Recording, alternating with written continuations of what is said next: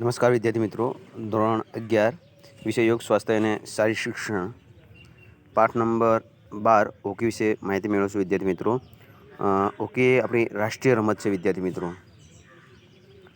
તો આપણે હોકીના માર્ગદર્શન મેળવીશું. વિદ્યાર્થી મિત્રો, ભારતમાં આજે ભલે સૌથી લોકપ્રિય રમત ક્રિકેટ હોય, પણ આપણી રાષ્ટ્રીય રમત હોકી છે. આ રમતની શરૂઆત ક્યારે થઈ તે અંગે કોઈ ચોક્કસ પુરાવા નથી મળતા, પરંતુ એમ મનાય છે કે પ્રાચીન યુગમાં વાંકી લાકડી અને દડાની રમતને પર્શિયામાં પ્રચલિત હતી. ત્યાંથી ગ્રીસ અને રોમમાં આ રમતનો પ્રચાર થયો. હોકી શબ્દ મૂળ ફ્રેન્ચ ભાષાનો હોકીટ શબ્દ પરથી ઉતરી આવે છે. હોકીટનો અર્થ થાય છે છેડેથી વળેલી લાકડી એવો થાય છે. ભારતમાં રમત મહાભારતના કાળમાં ગેડી દડા સ્વરૂપે રમાતી હતી. અમેરિકામાં ઓકા અને જાપાનમાં કાંચી અને સ્કોટલેન્ડમાં સિન્ટી નામે ઓળખાય ત્યારે ઓળખાતી રમતો હોકીની મળતી હતી. જગતને આધુનિક હોકીના રમતની ભેટ ઇંગ્લેન્ડે આપી છે. ઈસવીસન 1861માં બ્લેક હીથમાં સૌપ્રથમ હોકી ક્લબની સ્થાપના થઈ. ઈસવીસન 1875 ઇંગ્લેન્ડની પ્રથમ વિશ્વ હોકી કોન્ફરન્સનું આયોજન થયું અને આ રમતમાં નિયમો કરવામાં આવ્યા. ભારતમાં આધુનિક હોકીની શરૂઆત અંગ્રેજ લશ્કરી અધિકારીઓ ઈસવીસન 1885માં ઈસવીસન 1908માં આ રમત પ્રથમ વખત ઓલિમ્પિક રમતોત્સવમાં દાખલ કરવામાં આવી. ઈસવીસન 1925-26માં અખિલ ભારતીય હોકી એસોસિએશનની અસ્તિત્વમાં આવ્યો. ભારતે ઓલિમ્પિક રમતોત્સવમાં 1928માં આર્મસ્ટ્રેડ મુકામે રમતમાં ભાગ લઈ સુવર્ણચંદ્રક મેળવ્યો. ઈસવીસન 1956 સુધીની ઓલિમ્પિક રમતોમાં ભારતે રમતમાં સુવર્ણચંદ્રક મેળવીને એક વિશેષ સિદ્ધિ હાંસલ કરી.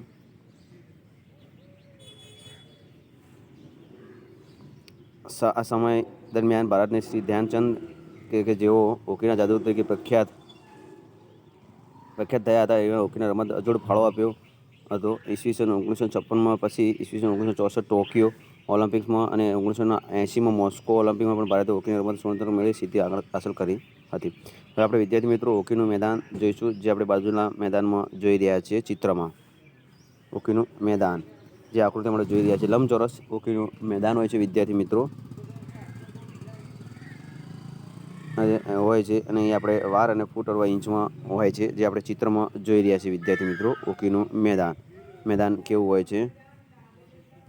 ચલો હવે એને આપણે વિસ્તૃત માહિતી મેળવશું. વિદ્યાર્થી મિત્રો, આપ જોઈ રહ્યા છે એની પહોળાઈ કઈ રીતની હોય છે, યાર્ડ શું છે, શૂટિંગ સર્કલ આકૃતિ કઈ રીતની હોય છે, આપણે ચિત્રમાં જોઈ રહ્યા છીએ. વિદ્યાર્થી મિત્રો, હોકીના રમતનું મેદાનની આપણે મીટરમાં વાતચીત કરશું. વિદ્યાર્થી મિત્ર, વાત કરીએ તો એની મેદાનની લંબાઈ 91.40 મીટર એટલે કે 100 વાર લાંબુ અને 55 મીટર એટલે કે 60 વાર પહોળું લંબચોરસ આકારનું હોય છે.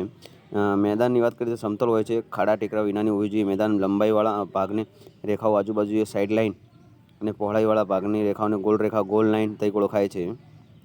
મેદાનની હદ રેખા પહોળાઈ 7.5 સેન્ટીમીટરની 3 ઇંચ એટલું હોવી જોઈએ. તેમજ તમામ રેખાઓ મેદાનના ભાગ ગણવામાં આવે છે. રાષ્ટ્રીય આંતરરાષ્ટ્રીય કક્ષાએ એસ્ટ્રોફ જેવા સિન્થેટિક પદાર્થમાંથી તૈયાર કરવામાં આવેલા સપાટીવાળા મેદાનો પણ હોકીની રમતમાં રમાય છે. વિદ્યાર્થી મિત્રો, વાત કરીશું 2 નંબરનો મુદ્દો. વિદ્યાર્થી મિત્રો, મેદાનના મધ્ય ભાગમાં બંને ગોલ રેખા અને સમાંતર બંને બાજુ જોડતી મધ્ય રેખા દોરવામાં આવે છે, જે મેદાનને 2 સરખા ભાગ કરે છે, જે ભાગને આંગણ પણ તરીકે ઓળખવામાં આવે છે. 3 નંબર. વિદ્યાર્થીઓ, ગોલ રેખા નજીક 12.90 મીટર એટલે 25 વાર અંતરે મેદાનમાં બંને બાજુએથી જોડતી ગોલ રેખાની સમાંતર રેખા દોરવામાં આવે છે, જે 25 વારની રેખા તરીકે પણ ઓળખવામાં આવે છે. પ્રશ્ન મુદ્દા નંબર 4. મેદાનમાં ચારે ખૂણાઓ નજીક ગોલ રેખા બાજુ રેખામાં 4.55 મીટરે 5 વાર અંતરે કોર્નર નિશાન કરવામાં આવે છે. 5 નંબર. પ્રત્યેક ગોલ સ્ટમ્પને 4.63 મીટર 16 વાર ત્રિજ્યા લઈ મેદાનમાં ગોલ સ્ટમ્પની સામે આવે ત્યાં સુધી રેખાઓ દોરવામાં આવે છે. રેખાઓ 3.66 મીટર 4 વાર એક સીધી રેખાથી જોડી દેવામાં આવે છે, જેથી ડી આકારની આકૃતિ બને છે, જેને સ્ટ્રાઇકિંગ સર્કલ અથવા શૂટિંગ સર્કલ તરીકે ઓળખવામાં આવે છે. નંબર 6. પ્રત્યેક ગોલ સ્ટમ્પની 4.55 મીટર 5 વાર અને 9.10 મીટર 10 વાર અંતે બંને ગોલ રેખાઓ પર ગોલની રેખા બાજુએથી પેનલ્ટી કોર્નર માટે નિશાન અંકિત કરવામાં આવે છે. 7 નંબરનો મુદ્દો. વિદ્યાર્થી મિત્રો, ગોલ રેખા મધ્યબિંદુથી મેદાનમાં 6.40 મીટર 7 વાર અંતરે પેનલ્ટી સ્ટ્રોક બિંદુ અંકિત કરવામાં આવે છે. 8 નંબરનો મુદ્દો. શૂટિંગ સર્કલમાં સમયાંતરે પ્રત્યેક ગોલ સ્ટમ્પથી 19.63 મીટર એટલે કે 21 વારની ત્રિજ્યા લઈ તૂટક રેખાઓ વાળા અર્ધવર્તુળો બંને સર્કિંગ સર્કલની બહારની બાજુ મેદાનની અંદર દોરવામાં આવે છે. તેમજ દોરવાના મેદાનમાં ચારે ખૂણા 1.20 થી 1.50 મીટર ઊંચાઈવાળા ધ્વજસ્તંભ રોપી તેના પર 30 mm ગુણ્યા 30 mm ઝંડીઓ ધ્વજ લગાડવામાં આવે છે. આપણે વિદ્યાર્થી મિત્રો જોઈ રહ્યા છીએ ગોલ પ્રદેશ કે ગોલ અથવા ગોલ બોર્ડ જે આપણે જોઈ રહ્યા છીએ. મધ્ય બિંદુ બંને બાજુ 1.83 મીટર માપી અંદરની બાજુથી 3.66 મીટર એટલે 4 અંતર રાખી ગોળ રેખાની સ્થાનિક સ્પર્શીની બહારની બાજુએ ગોળ સ્તંભ રોપવામાં આવે છે. ગોળ સ્તંભની ઊંચાઈ 2.14 મીટર હોય છે. બંને ગોળ સ્તંભની ઉપર 7.5 સેન્ટીમીટર પહોળો અને 5.1 સેન્ટીમીટર જાડો લંબચોરસ આકાર ધરાવતો ક્રોસબાર ફિટ કરવામાં આવે છે. જેની ગોળ સ્તંભને ક્રોસબાર સફેદ રંગથી રંગવામાં આવે છે. હવે વાત કરીશું વિદ્યાર્થી મિત્રો બેકબોર્ડ્સ. દડો ગોલ પછી રોકવા માટે ગોલની પાછળ બેકબોર્ડ મૂકવામાં આવે છે, જેની લંબાઈ 3.66 મીટર, પહોળાઈ 1.22 મીટરની હોય છે, ઊંચાઈ 46 સેન્ટીમીટર હોય છે અને તેમજ અંદરની બાજુએ બોર્ડને ડાર્ક કલરથી રંગવામાં આવે છે. નેટની વાત કરીશું ગોલ પાછળ જતા દડાને રોકવા માટે 45 મિલીમીટર પહોળાઈ રહે તે પ્રમાણે ગૂંથણીવાળી જાળીવાળી નેટ ગોલ સ્તંભ પર ગોલ બોર્ડ પાછળ બાજુ લગાડવામાં આવે છે. સાધનોની વાત કરીશું વિદ્યાર્થી મિત્રો. તો સાધનોની વાત કરીએ તો હોકી રમત માટે પહેલાં તો હોકી સ્ટિકની જરૂરિયાત હોતી હોય છે. તો હોકી સ્ટિક ડાબી બાજુનો નીચેનો વળાંકનો ભાગ સપાટ ચપટો હોવો જોઈએ છે. સ્ટિકની લંબાઈ 75 થી 93 સેન્ટીમીટર હોય છે, એટલે કે 30 થી 37 ઇંચ તથા વજન 12 અંશથી ઓછું નહીં પણ 28 અંશથી વધારે ન હોવું જોઈએ. તેમજ 5.8 સેન્ટીમીટરની ઇંચનો પરિબળે રિંગમાંથી સ્ટિક પસાર થવી જોઈએ. સ્ટિક બનાવવા નીચેના ભાગ લાકડાનો તથા સપોટો અને ગોળાકાર હોય છે. સ્ટિકની કોઈપણ જગ્યાએ ધાતુનો ઉપયોગ થઈ શકતો નથી. સમગ્ર સ્ટિક લાકડાને 2 ટુકડાઓને જોડી બનાવવામાં આવતું હોવાથી તેનું લચીલાપણું હોય છે. હોકીની સ્ટિક આપણે જે ચિત્રમાં આપણે જોઈ રહ્યા છીએ વિદ્યાર્થી મિત્રો. હવે વાત કરીશું દડાની. દડા ઉપરનું પડ સફેદ રંગનું ચામડાનું અથવા સિન્થેટિક પદાર્થમાંથી બનેલું હોવું જોઈએ. જેને ઘેરાવો વાત કરીએ તો 22.4 સેન્ટીમીટર એટલે કે 8, 13, 16 ઇંચથી ઓછી નહીં અને 23.5 સેન્ટીમીટરથી વધારે હોવું જોઈએ નહીં. જ્યારે દડાનું વજન 156 ગ્રામથી ઓછું નહીં અને 163 ગ્રામથી વધારે હોવું ન જોઈએ. ગોલ કીપરને પેડ્સની વાત કરીશું વિદ્યાર્થીઓ. રમત દરમિયાન ગોલ કીપર પોતાના પગના રક્ષણ માટે ખાસ બનાવટ નિશ્ચિત આકારના પેડ બંને પગે તેમજ હથેળીમાં દડાને રોકી શકે તેવા માટે એવા ગ્લોવ્સ પહેરી શકશે. ગોલમાં શારીરિક ઇજાઓ ન થાય તેવા સંરક્ષણ માટેના માન્ય સાધનનો ઉપયોગ કરવાની છૂટ છે. ચેસ્ટ ગાર્ડની વાત કરીશું વિદ્યાર્થી મિત્રો. જે ગોલકીપર હોય છે, ગોલકીપર માટે ઈજા ન થાય તે માટે ચેસ્ટ ગાર્ડ પહેરી શકે છે. હેલ્મેટ ઉછળતા દડાને ગોલકીપર માથામાં ઈજા ન થાય એના માટે પણ પહેરી શકે છે. શીન ગાર્ડની વાત કરીએ તો વિદ્યાર્થી રમત દરમિયાન ખેલાડી પગના નળામાં સામેની ટોકડીના ખેલાડીને હોકી સ્ટિક ન વાગે નહીં અને કોઈપણ જાતની તકલીફ ના થાય એટલા માટે પગના હાડકું ન ભાગે એના માટે શીન ગાર્ડ પગે પહેરવામાં આવતા હોય છે. ખેલાડીની વાત કરીએ તો દરેક રૂમમાં કુલ 16 ખેલાડી હોય છે. એમાંથી 11 ખેલાડીઓ જ રમતમાં ભાગ લઈ શકતા હોય છે અને 5 ખેલાડી અવેજી હોય છે. 11 ખેલાડી રમત શરૂ કરતી વખતે ચોક્કસ જગ્યાએ સ્થાન લે છે. ખેલાડી રમત શરૂ થતાં પૂર્વ મેદાનમાં જે તે સ્થળે સ્થાન લીધું હોય તેના પરથી ઓળખ થાય છે કે તે નીચે પ્રમાણે છે. ગોલકીપર એટલે ગોલકીપરની જગ્યાએ right full back, left full back, right half back, centre half back, left half back, outside line right, inside light, centre forward અને ઇન સાઇડ લેફ્ટ અને આઉટ સાઇડ લેફ્ટ. જે આપણે ચિત્રમાં જોઈ રહ્યા છીએ વિદ્યાર્થી મિત્રો એ પ્રમાણે ખેલાડીઓ ગોઠવવાના રહેશે. કઈ રીતે વિદ્યાર્થીઓ ગોઠવવાના છે એ આપણે ચિત્રમાં જોઈ રહ્યા છીએ વિદ્યાર્થી મિત્રો. રમતના કૌશલ્યની વાત કરીએ તો ડ્રિબલિંગ એ આ રમતનો આત્મા પણ કહી શકાય છે.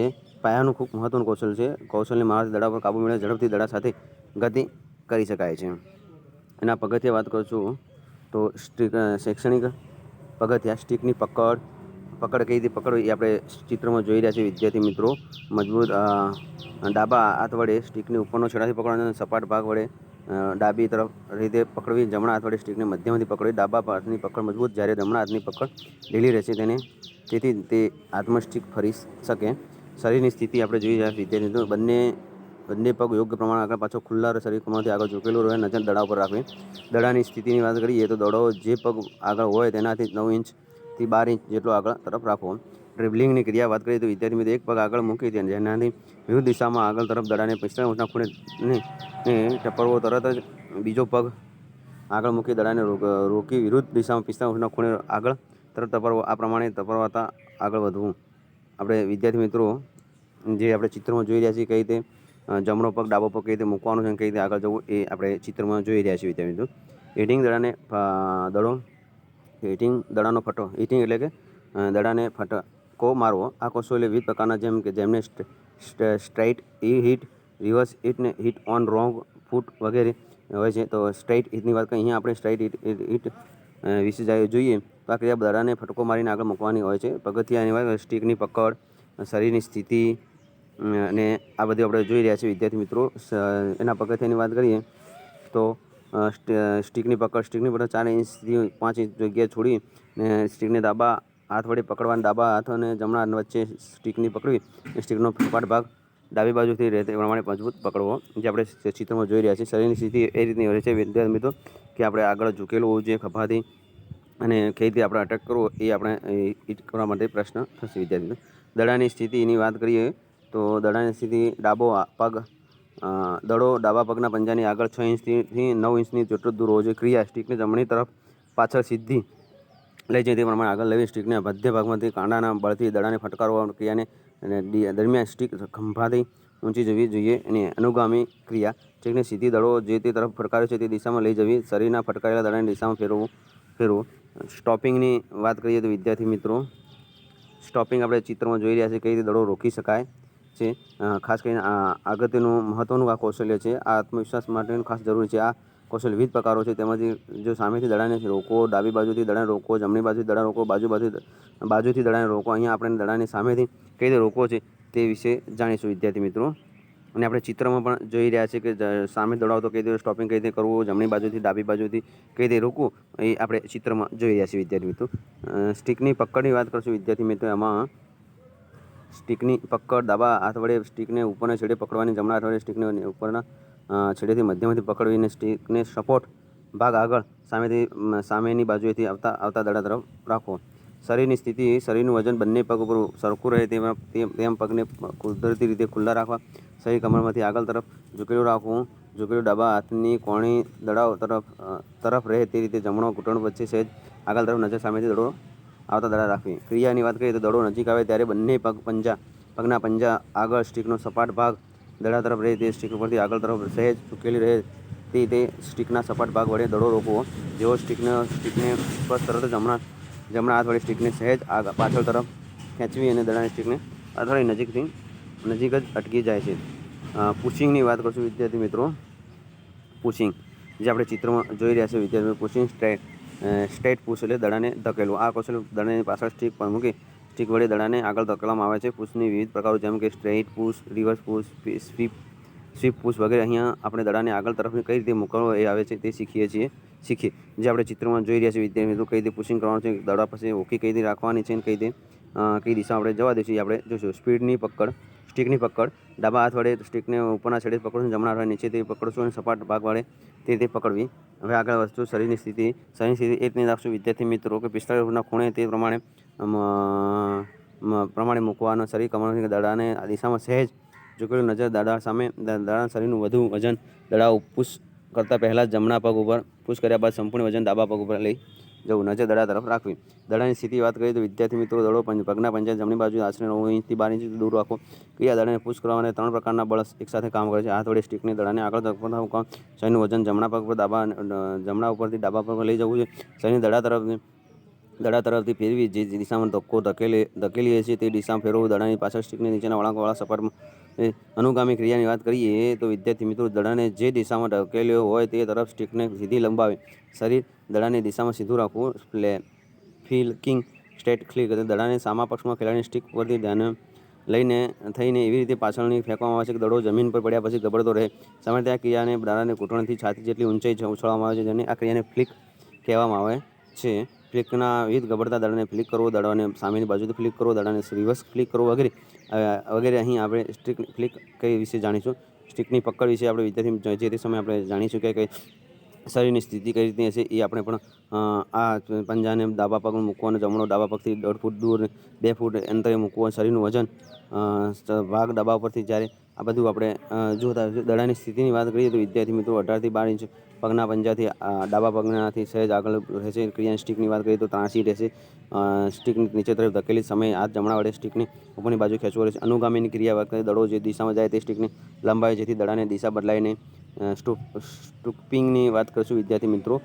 સ્ટ્રીટ સ્કૂપ એટલે દડાને સામા પક્ષમાંથી ખેલાડીના માથા કરતાં વધારે ઊંચો ઉછાળી દૂર પોતાના ભિલ્લું તરફ હવામાં દડો મોકલી આપવાની ક્રિયાને સ્કૂપ કહેવામાં આવે છે. સામાન્ય રીતે પુશ કે હિટ દ્વારા આ પોતાનું ભિલ્લું તરફ દડો મોકલી ન શકાય તેમ હોય ત્યારે આ કૌશલનો ઉપયોગ કરવામાં આવે છે. વિથ સ્કૂપિંગ થાય છે સ્ટ્રેટ સ્કૂપ, રિવર્સ સ્કૂપ અને પુશ સ્કૂપ ઘણે ભાગે સ્ટ્રેટ ફિલ્કની મળતું આવે છે, જ્યારે સ્ટ્રીટ સ્કૂપ જુદી રીતે કરવામાં આવે છે. અને અહીં આપણે સ્ટ્રેટ સ્કૂપ વિશે જોઈશું. સ્ટિકની પકડની વાત કરીએ તો આ ડાબા હાથ વડે સ્ટિકની ઉપરનો છેડો પકડી જ્યારે જમણા હાથ વડે સ્ટિકને બંને ભાગમાં પકડી લેવો. સ્ટિકનો સપાટ ભાગ ઉપરના દિશામાં રહે તેમ દડાને છેડવાનો ભાગ રાખવો. શરીરની સ્થિતિ આપણે જે ચિત્રમાં જોઈ રહ્યા છીએ વિદ્યાર્થી મિત્રો કઈ રીતે રાખવાની છે, શું છે શું નહીં એ આપણે ચિત્ર દ્વારા જાણી લઈશું. વિદ્યાર્થી મિત્રો શરીરની સ્થિતિ જાણીએ તો દડાને મોકલવાનું હોય તે તરફ પંજો પ્રમાણે પગ આગળ મૂક્યો અને ડાબો પગ જમણા પગની બાજુમાં પાછળ લગભગ 18 ઇંચથી 24 ઇંચ દૂર રાખવામાં આવે છે. શરીરનું વજન જમણા પગ ઉપર રહે છે. જમણો પગ ઘૂંટણમાંથી વળેલો અને ડાબો પગ કુદરતી રીતે વળેલો રાખવો. નજર દડા તરફ રાખવી. દડાની સ્થિતિની વાત કરીએ જમણા પગને પંજાની લાઇનમાં ડાબી બાજુ 6 ઇંચથી 9 ઇંચ જેટલો દૂર રાખવો. દડો મૂકવો. ક્રિયા પ્રથમ દડાની પાછળ બાજુએ સ્ટિકને દડાની નીચે જાય તે પ્રમાણે મૂકવી. ડાબા હાથ વડે સ્ટિકને નીચે તરફ ધકેલો. સમય હાથ વડે સ્ટિકને ઉપર તરફ ખેંચવી. અનુગામી ક્રિયા સ્ટિકને ખભાથી ઊંચી કરી ઉપર તરફ ન જાય તે રીતે તેને દડાની દિશામાં લંબાવી અને શરીરને સીધું કરવું. ટેકલિંગની વાત કરીએ તો આ કૌશલ્યમાં સામા પક્ષના ખેલાડી પાસેથી દડા મેળવી આવા વિવિધ રીતો અપનાવાય છે. જો દડો કોઈ સંજોગોમાં પડાવી ન લેવાય હોય તો તેની ગતિને અવરોધના પ્રયત્ન કરવામાં આવે છે અને આ રીતે પોતાના ખેલાડીઓને યોગ્ય સ્થાને ગોઠવાઈ જવાની તક આપવામાં આવે છે. ટેકલિંગની વિવિધ પ્રકારો આપણે જેમ કે શેન્ડો ટેકલિંગ, લંજ ટેકલિંગ એઝ લાસ્ટ ડિફેન્ડર ઇત્યાદિ. શેડો ટેકલિંગ આપણે જોઈ રહ્યા છીએ વિદ્યાર્થી મિત્રો. લંજ ટેકલિંગ પણ આપણે જોઈ રહ્યા છીએ ચિત્રની અંદર. શેડો ટેકલિંગ આ પ્રકારની ટેકલિંગમાં બચાવ પક્ષના ખેલાડી આક્રમણ કરનાર ખેલાડી પાસે દોડી તેના માર્ગમાં અવરોધ કરે છે. જ્યારે તક મળે ત્યારે દડો તેની પાસેથી ઝૂંટવી લેવા પ્રયત્ન કરે છે, જેને આપણે શેડો ટેકલિંગ કહેતા હોઈએ છીએ. તો ભૂલ્યો રસ ગોઠવાઈ ન જાય ત્યાં સુધી સામા પક્ષના ખેલાડી ગતિને દિલમાં નાખવા પ્રયત્ન કરે છે. લંજ ટેકનિકની વાત કરીએ જે ચિત્રમાં આપણે જોઈ રહ્યા છીએ વિદ્યાર્થીઓ. લંજ ટેકલિંગની આ કૌશલ્ય દડો સામા પક્ષના ખેલાડી પાસેથી પડાવવા માટે એક કદમ આગળ તરફ જઈ ફક્ત ડાબા પગ વડે સ્ટિકને આગળ તરફ લંબાવી સામા પક્ષના ખેલાડીને દડો ફટકારવામાં અને સ્ટિકને ઉગમે તે વખતે દડોને પડાવી લેવામાં આવે છે. વિદ્યાર્થી મિત્રો હવે આપણે વાત કરીશું વિદ્યાર્થી મિત્રો ટેકલિંગ એઝ એ લાસ્ટ ડિફેન્ડર. જ્યારે બચાવ કરનાર ખેલાડી પાછળ ગોલકીપર સિવાય પોતાના પક્ષના કોઈ પણ વિલ્લું વળ્યું હોય ત્યારે સામેથી આક્રમણ કરવા દડો લઈને આવતા ખેલાડી સાથે બચાવ પક્ષનો ખેલાડી પોતે ઈચ્છતો હોય તે મુજબ બાજુ ખુલ્લી જગ્યાએ આપે છે. જે આક્રમણ કરનારને તે તરફ દડો લઈ આગળ વધવા લલચાય છે. આ સમયે બચાવ કરનાર ખેલાડી આક્રમણ કરનાર ખેલાડી સાથે દોડવાનું શરૂ કરી તક મળતા જ તેની પાસે દડો છીનવી પોતાના કાબૂમાં લે છે. ખાસ કરીને ખેલાડી દડો ફટકો મારવા સ્ટિક ઉગામે ત્યારે અથવા પાસ કરવા પ્રયત્ન કરે ત્યારે દોડો છીનવી લેવા પ્રયત્ન કરે છે. ડોજિંગની વાત કરીશું વિદ્યાર્થીઓ આપણે ચિત્રમાં જોઈ રહ્યા છીએ કઈ રીતે ડોજિંગ. સામા પક્ષના ખેલાડીને ભૂલવામાં નાખી છેતરીને દડાને લઈને આગળ વધવાની ક્રિયાને ડોજિંગ કહેવામાં આવે છે. આ ક્રિયા ઝડપ અને સફળતા ખાસ કરીને ડોજિંગના વિવિધ પ્રકારો છે. ડોજિંગ ઓન ડિફેન્સ રાઇટ સાઇડ. સામા પક્ષના ખેલાડીને છેતરીને જમણી બાજુએથી દડો આગળ ધકેલવો. જો આ કૌશલ્ય જ્યારે સામા પક્ષના ખેલાડી સામે આવે ત્યારે જેની પાસે દડો છે ખેલાડી જમણી તરફ જવાનો અભિનય કરી સાથે સામાના ઝડપથી ડોજિંગ કરતાં એકબીજા ખેલાડી કરતાં આગળ ખેલાડી વધતો હોય છે. ડોજિંગ ઓફ ડિફેન્સ લેફ્ટ સાઇડ. સામાના પક્ષના ખેલાડીને છેતરીને ડાબી બાજુથી દડો લઈ આગળ વધવું. જ્યારે સામા પક્ષના ખેલાડી સામે આવે ત્યારે દડા લઈને જનાર ખેલાડી પોતાની ડાબી તરફ જવાનો દેખાવ કરે છે. આથી સામેના પક્ષ દોરવાઈને અચાનક તે દડાને પોતાની જમણી બાજુ સ્ટિકને રિવર્સ કરી ટપારી શરીરનું વજન જાણીને સામાન્ય ખેલાડી ડાબી બાજુથી ઝડપથી આગળ નીકળી જાય છે. એ જ પ્રમાણે બે ખેલાડીઓ દડાને 2 વાર જમણી બાજુ ટપારીને છેતરીને આગળ વધે છે. પાર્સિંગની વાત કરીએ તો વિદ્યાર્થી મિત્રો પોતાના ભિલ્લું અથવા પોતાના ખેલાડીને કઈ રીતે પાર્સિંગ કરવું અને એના વિવિધ પ્રકારો છે. થ્રુ પાસ છે, રિટર્ન પાસ છે, બેક પાસ છે અને પેરેલલ પાસ છે. થ્રુ પાસની વાત કરીએ તો વિદ્યાર્થી મિત્રો સામા પક્ષના બે ખેલાડી વચ્ચેની ભિલ્લું દડો આપી શકતો હોય ત્યારે પોતાના ભિલ્લું તરફ મોકલવામાં આવે છે. રિટર્ન પાસ એટલે કે જ્યારે સામા પક્ષનો ખેલાડી સામે આવે ત્યારે ભિલ્લુને પોતાના ખેલાડીને રિટર્ન પાસ આપવાનો હોય છે. બેક પાસની વાત કરીએ જ્યારે આગળ દડો લઈને જતા શકાય ન હોય તેમ હોય ત્યારે પાછા આવતા પોતાના ભિલ્લુને અથવા પોતાના ખેલાડીને પાસ કરવાનો છે અને બેક પાસ કરીને પેરેલલ પાસ ખાસ કરીને રાઇટ અથવા આઉટ કે લેફ્ટ આઉટ સાઈડના ખેલાડીને દડો લઈને સામા પક્ષના ગોલ લાઇન નજીક પહોંચી જાય તો ગોલ કરી શકાય. એ દ્રષ્ટિએ પોતાના સમાન અંતરે દોડતા ભિલ્લું સ્ટ્રાઇકને વિરુદ્ધ તરફ સમાંતરે પાસ કરીને મોકલી આપે જેથી ગોલ કરી શકાય. ફોરવર્ડ પાસની વાત કરીએ તો વિદ્યાર્થી મિત્રો પોતાના આગળના ખેલાડીને ભીલ્લું તરફ સીધો દડો મોકલી શકાય તે જેને આપણે આગળ વધી શકીએ જેને આગળ મોકલતા હોય એને ફોરવર્ડ પાસ કરતા હોય છે. બુલિંગ આ કૌશલ્ય સામા પક્ષને બે ખેલાડીઓ એકબીજા સામે ઊભા રહી વચ્ચે દડાને મૂકે છે. પ્રથમ દડાને બંને બાજુ પોતપોતાના સ્ટિકને જમીનને સ્પર્શ કરાવે, ત્યારબાદ હવામાં દડા ઉપર બંને સ્ટિકના સપાટ ભાગ સામે રહે તે રીતે સ્પર્શ કરાવે અને પ્રમાણે ક્રિયાને 3 વાર કરવામાં આવ્યા બાદ જેને પણ તક મળે તે ખેલાડી દડાને રમવા પ્રયત્ન કરે છે. 3 વાર જમીન ઉપર અને હવામાં સ્ટિકના સ્પર્શ કરાવ્યા બાદ દડા ઉપર પ્રભુત્વ મેળવવા નીચેની રીતો કરવામાં આવે છે. દડાને રિવર્સ સ્ટિક વડે પુશ કરીને પોતાની ટુકડી સેન્ટર હાફ ખેલાડી તરફ મોકલવામાં આવે છે. સામા પક્ષના ખેલાડી પગ સ્ટિક પર વચ્ચે થઈ અને દડાને સામા પક્ષના મેદાનમાં આગળ પુશ કરવામાં આવે છે જેથી દડોને રાઇટ ઇનસાઇડને ભૂલ્યો તે રીતે દડો મેળવી શકે છે.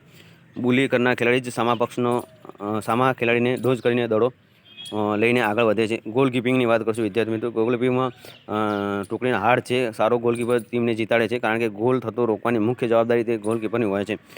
પળે બદલાતી સ્થિતિમાં યોગ્ય ધારણાઓ, હિંમત, સતર્કતા, સ્ફૂર્તિ, તત્કાળ નિર્ણય શક્તિ, તીક્ષ્ણ દ્રષ્ટિ વડે જે સારું અને કુશળ ગોલકીપિંગ કરી શકાય છે. સ્ટ્રાઇકિંગ વૃત્તિ શૂટિંગ વગેરે ગોલકીપર વિશેષ મહત્વનું રહે છે. એટલે ગોલકીપર એ ટીમનું ખૂબ મહત્વનું ખેલાડી ગણાય છે. ગોલકીપરને દડાને સ્ટિક વડે રોકો. ગોલકીપરે દડાને પગ વડે લાત મારીને ગોલથી દૂર કરીને ગોલનું રક્ષણ કરતો ગોલકીપર. હવામાં દડાને રોકતો ગોલકીપર. આપણે ચિત્રમાં જોઈ રહ્યા છીએ વિદ્યાર્થી મિત્રો કઈ રીતે ગોલકીપરના પહેરવેશ હોય છે, ગોલકીપર કઈ રીતે કરતો હોય છે ગોલકીપિંગ આપણે ચિત્રમાં પણ જોઈ રહ્યા છીએ. તેના નિયમો વિશે થોડી જાણી લઈશું વિદ્યાર્થી મિત્રો.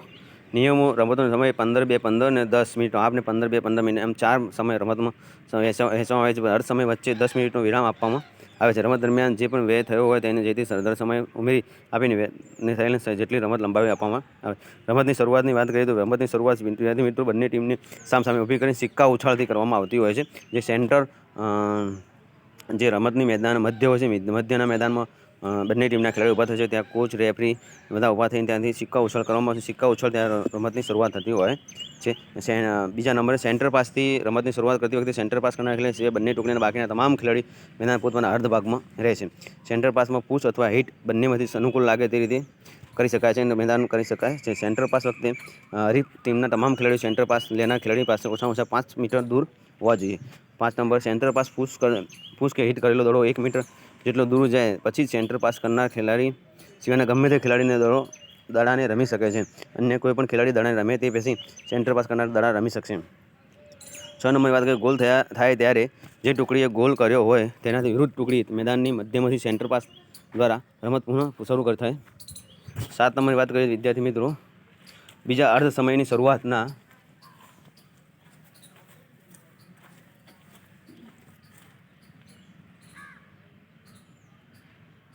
બંને ટુકડી મેદાન ફેરબદલી કરે છે. તેમજ પ્રથમ વખતે રમત શરૂ કરનાર ટુકડીના વિરુદ્ધ પક્ષના ખેલાડી સેન્ટર પાસની રમત શરૂ કરે છે.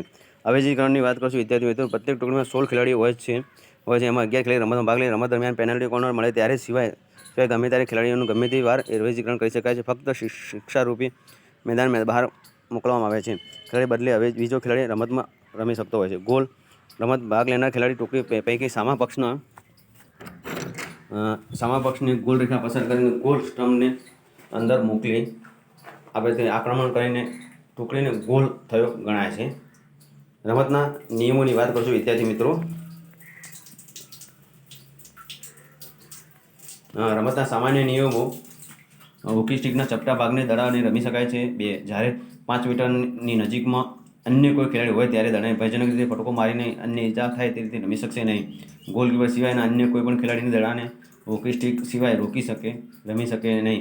માત્ર ગોલકીપર પોતાના શૂટિંગ સર્કલમાં દડાને શરીરમાં કોઈપણ ભાગ વડે રોકી શકે છે. તેમજ દડાને લાત મારી દૂર પણ કરી શકે છે. 4 નંબર કોઈ પણ ખેલાડી હોકી સ્ટિકને શરીરના કોઈપણ ભાગ વડે પ્રતિસ્પર્ધીને અડચણ કરી શકશે નહીં. તેમજ પ્રતિસ્પર્ધીને ખેલાડીને દડા વચ્ચે અડચણ થાય તે રીતે આવી શકશે નહીં કે પસાર થઈ શકશે નહીં. 5 દડો રમત દરમિયાન પંચને અથડાયા અથવા ફટકારેલો દડો ગોલ સ્ટમ્પને અથડાઈ મેદાનમાં પાછો આવે તો દડો રમતમાં ચાલુ ગણાય છે. ફ્રી હિટની વાત કરશું વિદ્યાર્થી મિત્રો. સામાન્ય રીતે શૂટિંગ સર્કલ સિવાય મેદાનના અન્ય કોઈ ભાગમાં નિયમ ભંગ થાય તો નિયમ ભંગ કરનાર ટુકડીના વિરોધ પક્ષ કે જે સ્થળે ભંગ થયો હોય તેને ફ્રી હિટ દડો રમતમાં મૂકવાની તક આપવામાં આવશે. ફ્રી હિટ લેતી વખતે સામા પક્ષના ખેલાડી તમામ ફ્રી હિટ લેનાર ખેલાડીથી 5 મીટર દૂર રહેવા જોઈએ. ફ્રી હિટ લેનાર ખેલાડીએ ફટકારેલો દડાને બંને ટુકડી પૈકી કોઈ પણ ટુકડીને ખેલાડી રમે નહીં ત્યાં સુધી ફ્રી હિટ લેનાર ખેલાડી તે દડાને રમી શકશે નહીં. ફ્રી હિટ લેતી વખતે દડાને હિટ અથવા પુશ કરી શકાય છે. પુશ ઇનની વાત કરીએ વિદ્યાર્થીઓ, પુશ ઇનની ક્રિયાઓ દરમિયાન જે તે ટુકડીના બાજુ રેખા પસાર કરતી તો વિરુદ્ધ પક્ષનો દડો જે તે સ્થળથી બહાર ગયો હોય ત્યાંથી પુશ ઇન કે હિટ દ્વારા મેદાનમાં મૂકવાનો તક અપાય છે. પુશ ઇન વખતે સામા પક્ષના તમામ ખેલાડીઓ પુશ ઇન લેનાર ખેલાડીથી 5 મીટર દૂર રહેશે. બુલીની વાત કરીએ વિદ્યાર્થી મિત્રો, બુલી એટલે દ્વારા રમત પુનઃ શરૂ થાય છે. સંજોગો વસાવત રમત દરમિયાન દડો ગોલકીપરના પેડમાં અગર તેના કોઈ અન્ય ખેલાડીને કપડામાં અગર પંચમાં કપડા પર રહી ગયો જાય છે ત્યારે બંને પક્ષના ખેલાડી એકસાથે ફાઉલ કરે ત્યારે રમત દરમિયાન દડો ફાટી જાય અને દડો બદલવો પડે ત્યારે કોઈ ખેલાડી ગંભીર ઇજા કે રમત દરમિયાન ફરજિયાત પણ રમત અટકાવવી પડે ત્યારે ઉપસ્થિતિની પરિસ્થિતિમાં બેક લાઇનથી મેદાનમાં અંદરે 14.63 મીટર દૂર પંચ કે જે તે સ્થળે નક્કી કરે ત્યાંથી બુલી રમત દ્વારા રમત શરૂ કરવામાં આવે છે. બંને પક્ષના એક ખેલાડી પોતાના ગોલ બેક રેખા તરફ જમણો પગ રહે તે બંને પગ ખભા જેટલા ખુલ્લા રાખી અને સામે ઊભા રહીને બંને પક્ષે દડો મેદાનમાં મૂકવામાં આવે છે અને આ રીતે પંચને સંજ્ઞા તથા બુલીની ક્રિયા કરવામાં આવે છે.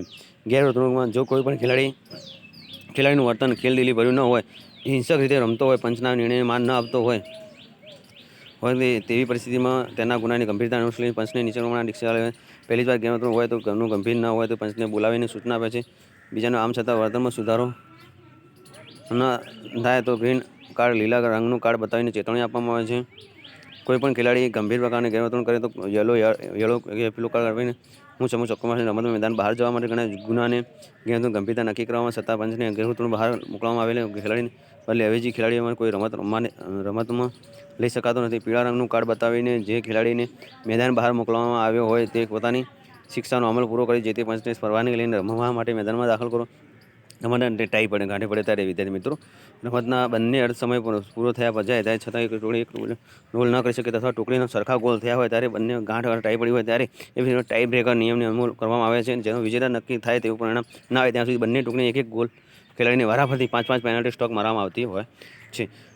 પેનલ્ટી કોર્નરની વાત કરીએ વિદ્યાર્થી મિત્રો તો બચાવ પક્ષના ખેલાડી ઇરાદાપૂર્વક બચાવ પક્ષના બેક લાઇન પર અથવા 22.90 મીટરની રેખાની અંદર વિસ્તારના ફાઉલ કરવામાં આવે છે. બચાવ પક્ષના શૂટિંગ સર્કલ વિસ્તારમાં તે પક્ષના કોઈ ખેલાડી ફાઉલ કરે ત્યારે બચાવ પક્ષનો કોઈ ખેલાડી ઇરાદાપૂર્વક દળને પોતાના બેક લાઇન પાછળ મોકલી આપે ત્યારે ઉપરની દર્શાવેલ પરિસ્થિતિમાં ફાઉલ થાય ત્યારે પેનલ્ટી કોર્નર લેવામાં આવે છે. પેનલ્ટી કોર્નરમાં લાઇન પર ગોળ સ્તંભની 9.10 મીટર દૂર દડો મૂકીને લેવામાં આવે છે. પેનલ્ટી કોર્નર લેતા દળને હિટ અથવા પુશ કરી શકાય છે. 3 પેનલ્ટી કોર્નર લેતી વખતે પેનલ્ટી કોર્નર લેનાર ખેલાડી પોતાના એક પગ બેક લાઇન પાછળ રાખીને આક્રમણ કરનાર ખેલાડીને ટુકડીના બાકીના 10 ખેલાડી શૂટિંગ સર્કલ બહાર ઊભા રહે છે. વાત કરીશું વિદ્યાર્થીઓ, પેનલ કોર્નર લેતી વખતે આ બચાવ પક્ષના ગોલકીપર બાકીના 4 મળી કુલ 5 ખેલાડીઓ પોતાના ગોલ રેખા બેક લાઇન પાછળ પેનલ્ટી કોર્નર લેનાર ખેલાડી 4.55 મીટર દૂર ઊભા રહે છે. બાકીના ખેલાડી મધ્ય રેખાની સામેના આંગણામાં ઊભા રહે છે. પેનલ્ટી કોર્નર લેનાર ખેલાડી હિટ પુશ કરેલો દડો શૂટિંગ સર્કલમાંથી બહાર નીકળીને ત્યાંથી આક્રમણ કરનાર તેને રોકીને સર્કલમાં રમતા સર્કલમાં લઈ ગોલમાં ફટકારવા પ્રયત્ન કરે છે. જ્યારે બચાવ પક્ષનો ખેલાડી દડો રોકવા પ્રયત્ન કરે છે. પેનલ્ટી કોર્નરની ક્રિયા શરૂ ન થાય ત્યાં સુધી બંને પક્ષના ખેલાડી નક્કી કરેલા સ્થળને અંદર પ્રવેશી શકતા નથી. પેનલ્ટી કોર્નર લેનાર ખેલાડી અન્ય કોઈ ખેલાડીને દડને રમી શકતા નથી. ફરીથી દડો રમી શકાતો નથી. પેનલ્ટી કોર્નર ક્રિયા બચાવ પક્ષના નિયમ ભંગ કર્યો તો આક્રમણ કરનાર ફરીથી પેનલ્ટી કોર્નર આપવામાં આવે છે, પરંતુ આક્રમણ કરનાર નિયમ ભંગ બચાવને શૂટિંગ સર્કલ બહારથી ફિટ કરવામાં આવે છે. પેનલ્ટી સ્ટોકની વાત કરીશું વિદ્યાર્થી મિત્રો. પેનલ્ટી સ્ટોકની વાત કરીશું વિદ્યાર્થી મિત્રો આપણે જ્યારે આક્રમણ કરનાર શૂટિંગ સર્કલમાં દડાનો તૈયાર કરવામાં આવે છે ત્યારે બચાવ પક્ષનો કોઈ પણ ખેલાડી નિયમ ભંગ કરે છે ત્યારે આ અટકી જાય છે તથા બચાવનો નિયમ ભંગ ફાઉલ ન થાય ત્યારે આક્રમણ કરનાર આવશ્યક ગોલ ત્યાં સંજોગોમાં આક્રમણ કરનાર પેનલ્ટી સ્ટોક લેવાની તક આપવામાં આવે છે. તેમજ પેનલ્ટી કોર્નરની ક્રિયા દરમિયાન બચાવ પક્ષના ઇરાદાપૂર્વક વારંવાર ફાઉલ તેવા પણ આક્રમણ કરનાર પક્ષને પેનલ્ટી સ્ટોક લેવાની આપવામાં આવે છે. પેનલ્ટી સ્ટોકને વિદ્યાર્થી મિત્રો આપણે જોઈએ તો બાકીના તેના બધા બિંદુઓ કે જે ખેલાડીઓ 22.90 મીટર નજીકથી રેખાની પાછળ મધ્ય રેખા તરફ બાજુ ઊભા રહે છે જ્યારે આક્રમણ કરનાર ટુકડી એ ખેલાડી પેનલ્ટી સ્ટોક લેવા માટે પેનલ્ટી સ્ટોકની બિંદુ નજીક ઊભો રહે છે ત્યારે બાકીના તમામ ખેલાડીઓ 22.90 મીટરથી લાઇન પાછળ મધ્ય રેખાએ ઊભા રહે છે. આગળ વાત કરીએ પંચોની વાત કરીએ તો વિદ્યાર્થી મિત્રો રમતના 2 પંચો એક ટેબલ ઓફિશિયલ હોય છે અને જેઓ સમગ્ર રમતનું સંચાલન કરે છે. દરેક પંચ પોતાના મેદાનમાં અર્ધ ભાગનો નિર્ણય હોય આપે છે. બંને નિર્ણાયકો એકબીજાને સહમતિ સંકલન રમત સમયને થયેલો ગોલ રેખા નોંધ રાખે છે. તેમજ ખેલાડીનું અવેજીકરણ થાય તેની નોંધ સાથે પોતાના અર્ધ મેદાનમાં ખેલાડીને આપેલી ચેતવણી તથા બરતરફી નોંધ પણ રાખે છે. જો વિદ્યાર્થી ચેનલ સબસ્ક્રાઈબ ના કરી સબસ્ક્રાઈબ કરો, લાઈક કરો અને શેર કરો નવા વિડીયો જોવા માટે.